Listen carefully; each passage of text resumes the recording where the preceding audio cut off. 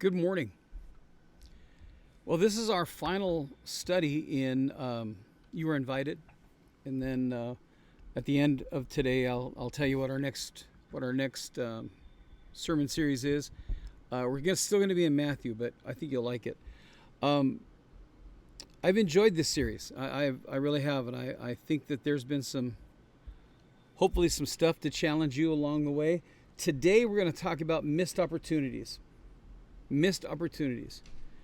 This is another one of the danger zones that Christ wants us to gain freedom from. And we've looked at some pretty negative topics in the last few weeks: doubts, pride, critical attitudes, legalism, careless talk. And we've looked about how Jesus has offered us freedom. He's invited us to have freedom in all these areas. Let's open up with a word of prayer, and then we'll get into it. All right? God, thank you for your love, your grace. God, you're so good to us. Father, I pray that you'll speak to us now. Lord, that our lives will be given to you. Our hearts will be turned to you, Father. Thanks, God. We ask it in your name. Amen. So let's kind of recap what we've talked about in this series so far. We can be free from our doubts if we have the courage to confront them and investigate them and seek the truth. We can overcome a critical, apathetic, prideful attitude by adopting the attitude of a servant, serving God by serving others. We can be free from the cares of this world by coming to Jesus and casting all our cares upon him. We can be free from the bondage of legalism by learning to treat people as Jesus did. And we can be free from the destructive power of careless words if we let Jesus recreate our hearts. Jesus came to set us free. He invites us to have opportunities to love him, to serve him, to be blessed by him. And a lot of us are missing those opportunities because of some pretty bad attitudes we have, some mistaken ideas that we have. So I want to talk about them. And look, there's all kinds of different people in the world. There are people who don't know Christ. There's people who've accepted Christ, but their spirituality is an inch deep and a mile wide. And then there's others who are really sold out and doing well, and their commitment to Christ is a mile wide and a mile deep. So wherever you find yourself fitting on that continuum, there's opportunities for us to serve God. There's opportunities for us to be blessed by God. We've got to seize those opportunities. So I want to go over some of those opportunities, because here's the thing. Actually, I'm not going to go over the opportunities. I'm going to go over the obstacles. An obstacle is what gets in your way when you're on your way to a goal. And a lot of us are giving in to the obstacles that the world puts in our way, that the devil puts in our way. And you're never going to be able to serve God fully until you get rid of these obstacles. All right? So let's look at the first obstacle. I have to see it to believe it. This attitude will hold you back. Just like it did the Pharisees. Look at verse 38 of Matthew 12. One day, some teachers of religious law and the Pharisees came to Jesus and said, "Teacher, we want you to show us a miraculous sign to prove your authority." And again, the crazy thing about this is, if these guys had been following Jesus around, and they were looking for ways to trip him up, they would have seen all kinds of miracles. They would have seen all kinds of things that Jesus had been doing. He was healing the sick in Galilee. He was healing demon-possessed people. He was those suffering pain, the paralyzed, seizures. He healed them all. And so, we saw a bunch of the healings as we've gone through this series. We've seen a bunch of the healings that Christ performed, and the Pharisees usually just were kind of upset. I want to point out one. In Matthew 12, he healed another demon-possessed man who was both blind and mute.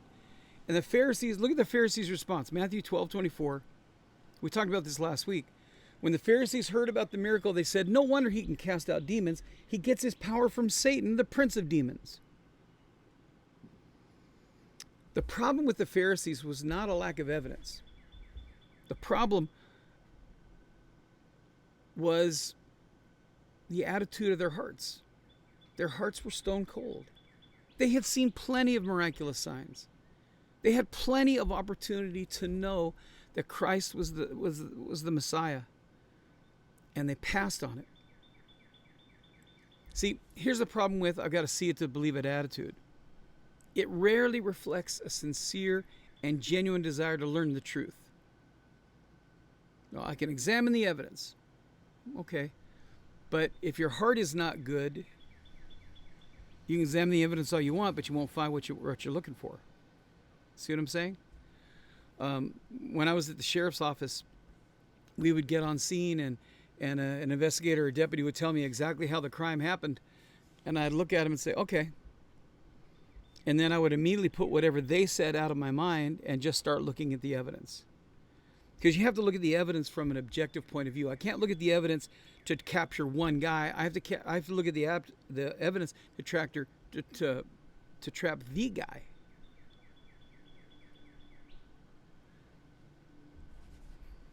A lot of times they ended up wrong. Well, there's something else over here. Oh, okay, yeah, maybe not. Okay, but if you're honest and you look at the evidence with objective eyes, it's right there. Again, I told you about the book by J. Warner Wallace about a cold case. I don't remember the name of it now. Anyway, Cold Case by J. Warner Wallace. And he goes about the evidence objectively. And he even looks at the things that don't fit. See, we've got to have an open mind. So Thomas had a see it, I got to see it to believe it attitude. Thomas was one of the disciples, and they told him, Thomas, the son of this, he's risen again. And Thomas said, yeah, I'll believe it when I see it. He might have been from Missouri, the show me state. I feel like I've got a bug on me. So Thomas is looking for it, and in John 20:25, they told him, we have seen the Lord, but he replied, I won't believe it unless I see the nail wounds in his hands, put my fingers into them, and place my hand into the wound in his side. Thomas is not only a doubter, but he's kind of weird, because I don't poke my finger in somebody's side or through a hole in their hand. But a short time later, Jesus appeared to Thomas. And look at what he says in verse 27. He said to Thomas, put your finger here, look at my hands, put your hand in the wound in my side. Don't be faithless any longer. Believe. He said, you know what? I'll do this for you because I want you to have a greater faith. But look what he said in Matthew 12:39 and 40. But only an evil, adulterous generation would demand a miraculous sign. But the only sign I will give them is the sign of the prophet Jonah. For as Jonah was in the belly of the great fish for 3 days and 3 nights, so will the Son of Man be in the heart of the earth for 3 days and 3 nights. I don't know what the Pharisees were looking for. Jesus had already given them plenty, and they were still unconvinced. Nevertheless, Jesus said, all right, you still want a sign? Okay, here it is. Me. I'm God's sign among you. I'm going to die, and 3 days later, I'm going to rise again. Then you'll really know.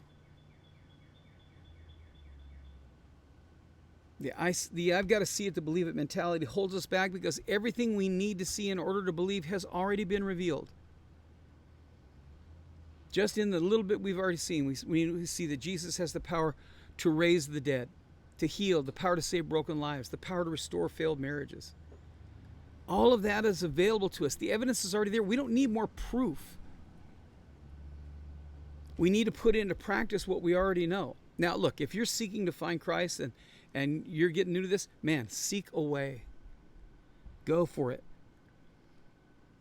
Try to understand. I'm not saying you can't examine the evidence of Christianity. I want you to do that.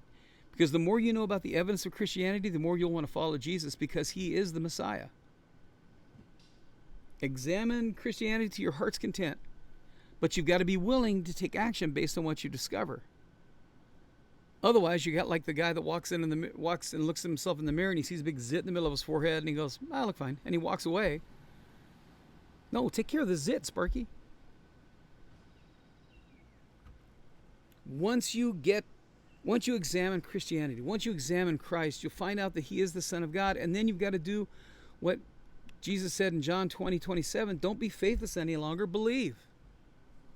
Paint or get off the ladder. Let's go. Don't let the I've got to see it to believe it mentality prevent you from experiencing all that God has for you. Stop doubting and believe.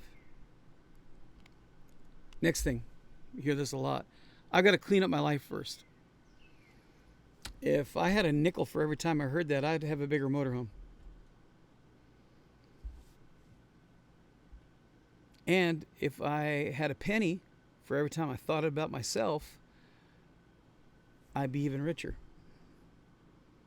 This mentality says, I'll get my life in order, I'll clean up my act, I'll make myself good, I'll prove to God that I mean business, and then I'll trust God for miracles. And then I'll trust God to do something with my life, and then I'll experience His power.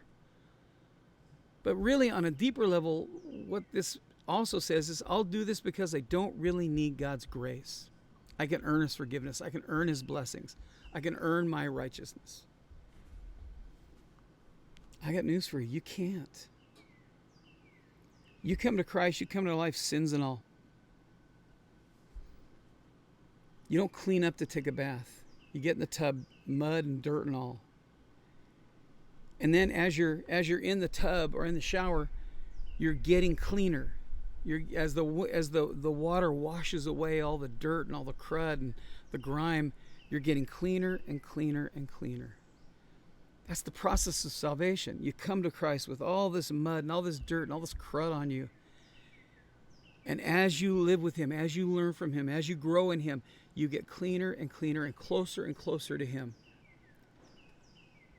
You don't clean up to take a bath, and you don't clean yourself up before you come to God. You come to God just as you are. You give your life to God and let Him clean it up. Then He'll use it according to His purposes. Look at Matthew 12:43-45. When an evil spirit leaves a person, it goes into the desert seeking rest but finding none. Then it says, I'll return to the person I came from. So it returns and finds its former home empty, swept, and in order. Then the spirit finds 7 other spirits more evil than itself, and they all enter the person and live there. So that person is worse off than before. This will be the experience of this evil generation. Now, Jesus is speaking symbolically here, but I believe He's also speaking literally. He's talking about more than demonology. He's talking about the futility of trying to clean up your life without filling it first with the presence of God. It doesn't work. You know, it's like losing weight. And if I can talk to anything about weight, I talk to anything, I can talk about losing weight. I've done it plenty of times. And I go up and go down like a yo-yo. Most people who go on crash diets, fad diets, gain all their weight back and then some. What did Jesus say? They get their lives all together, and then the demon comes back and says, hey, this place is nice now. Let me invite some friends over. It's like the fat cells in your body. Hey, I'm empty. Let me fill you up with cupcakes. It's the same way with holiness. Experiencing the fullness of God in your life. It's not about a short-term diet. It's about a long-term life transformation. The key for strength today is the same key for strength tomorrow and the rest of your life. God's mercy, God's grace, God's Holy Spirit at work in your life. Daily prayer, daily worship, daily Bible study, and so on. You don't clean yourself up so you can give your life to Him. You give your life to Him so that He can clean you up. Trying to do it by your strength, by your own rules, guarantees you'll only get further and further from the goal. You can't out-holy God. It doesn't work that way. So if you're struggling right now, and you've been struggling, I just want to encourage you, just come to Jesus. Give Him your life. Lay it down. Say, all right, God, you can't screw this up any more than I have. See what He does with it. You'll be amazed. Third thing, I'll just watch from a distance. Look at verse 46. As Jesus was speaking to the crowd, His mother and brothers stood outside, asking to speak to Him. Someone told Jesus, your mother and your brothers are standing outside, and they want to speak to you. Jesus asked, who's my mother? Who are my brothers? And He pointed to His disciples and said, look, these are my mother and brothers. Now, His mom doesn't necessarily fall in this category, but some people in Jesus' family were not devout followers of His ministry while He was on the earth. In this story, they said, hey, your brother's here. He wants to talk to you. He stood outside and waited for him. They didn't go inside and listen. Why are they outside? It couldn't have been a question of room. I mean, if you're Jesus' brother, you get to come front. They thought they knew Him, and they didn't take Him seriously. Because of their familiarity with Jesus, His brothers were somewhat cynical, somewhat jaded. And that's why John wrote in John 7:5, even his brothers didn't believe in him.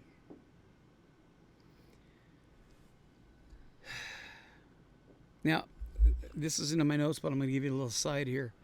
One of the hardest things for me growing up in the church, I grew up in the church. My grandpa was a pastor. My uncle was a pastor. I grew up in the church, literally sleeping in the pews, okay?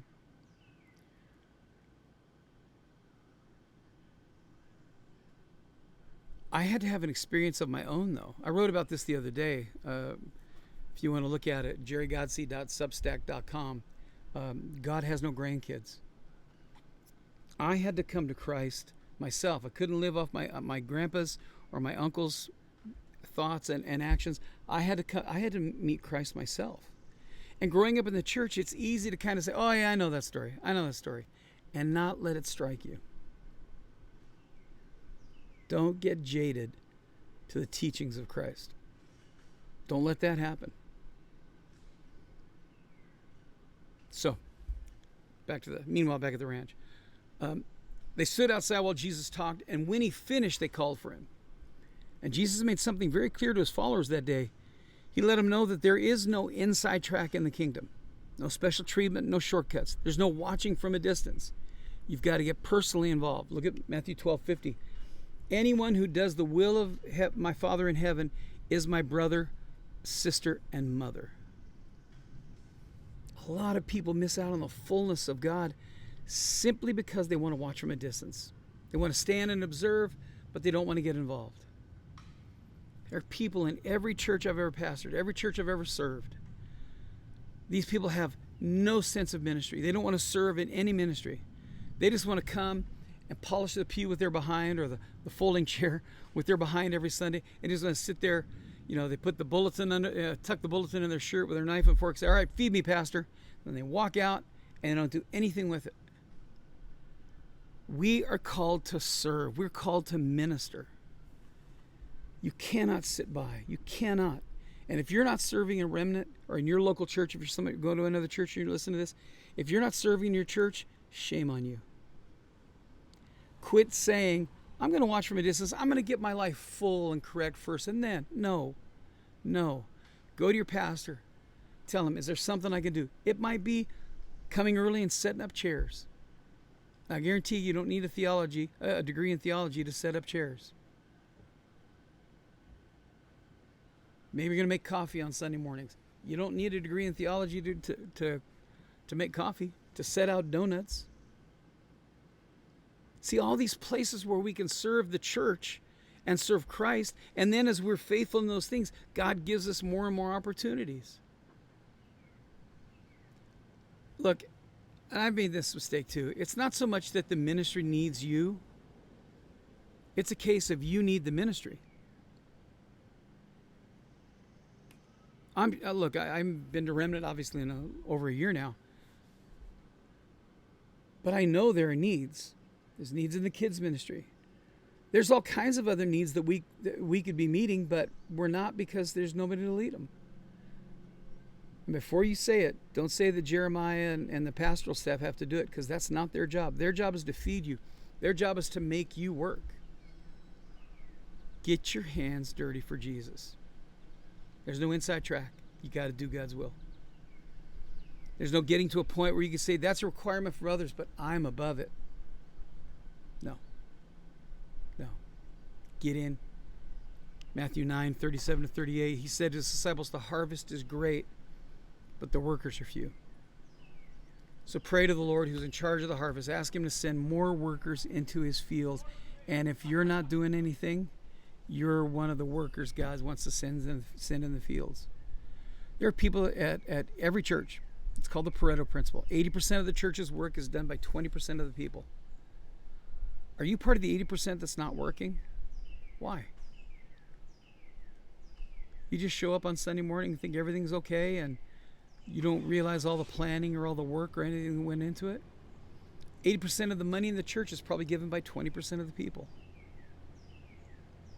Folks, we need to get in. We need to get in and get our hands dirty. We can't stand at a distance. We got to get in there and get close. Look, Jesus has made an incredible offer.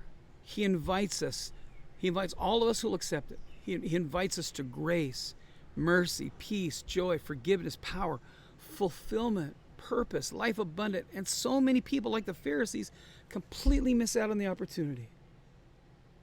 Don't miss out on what God has for you. Don't let go of your cynicism. Stop saying, I got to see it to believe it. And instead say, God, I've seen enough. I'm ready to believe. I'm ready to receive what you have for me. Stop saying I'll clean up my life. Just come to God and say, God, I know you want me warts and all. Here I am. Stop saying I'll just stand outside and watch and call Jesus whenever I need him. Instead, say, Jesus, I'm ready to get involved. I'm ready to do your will. When you're doing all of this, you're going to have the life that Jesus invites us to have. That life that is abundant, that life that is overflowing with grace and with goodness. You're invited. You're invited to have something great. All you got to do is do it. Let's pray. Father, thanks. God, you're so good to us. You love us so much. God, you've invited us to live full lives. You've invited us to live lives full of purpose. Help us to do that, Father. Help us to follow you, lock, stock, and barrel. No holding back. No cynicism stopping us. God, just opening our hearts to you to see what you have for us. Thanks, Father. Thanks. You're so good to us, God. Work in us, Father. Do something great in us. Thanks. In your name. Amen. So, I said that God has invited you to live, that Christ has invited you to live a great life. He wants you to have a great adventure. Great adventure. So that's going to be our series, our next series. Now, we're going to skip chapter 13 and 14, I think it is, of Matthew, because they're parables. I did a series on the parables called Cool Story, Bro. So I don't want to go back and redo those. I don't want to go back and revisit them. I feel like they're okay. So if you want, in the break between now and when we start the next series, go back and look at Cool Story, Bro. It was a fun series. We used Toy Story. But anyway, this is going to be the great adventure. The great adventure. God has called you to do a great adventure. Now what? Now it's time to follow him. All right? Good stuff. God bless you. I will see you in, I don't know when I'll see you. 2, 3, maybe 4 weeks. I like to give myself a little buffer in between this time. God bless you. Love you guys. See you when we see you. Bye.